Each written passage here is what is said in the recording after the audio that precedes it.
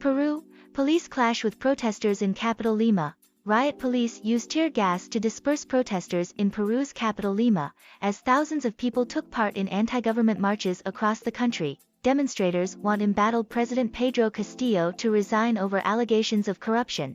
The left-wing leader, who unexpectedly won power last year, is the subject of 6 criminal investigations, but denies any wrongdoing. Peru faces a number of economic issues, including spiraling living costs.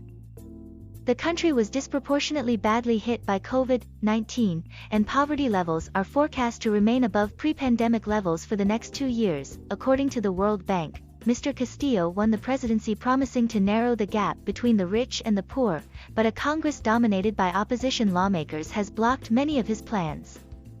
One of Saturday's protesters told the Reuters news agency she was taking part for the sake of her children and grandchildren, because this government is becoming hell.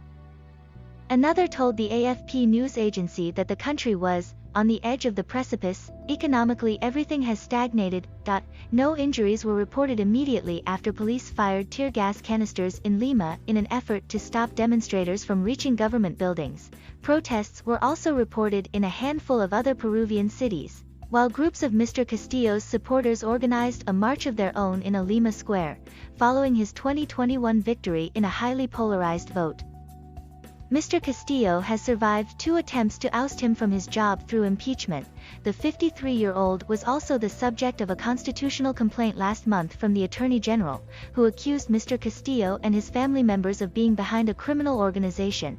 The former schoolteacher and strike leader insisted he and his relatives had committed no offenses, complaining that his rivals were attempting to unseat him.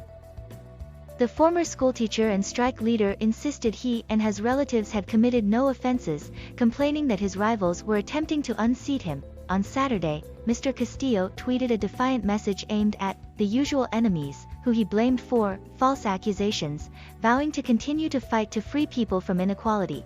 Peru has seen a number of presidents ousted from office in recent years.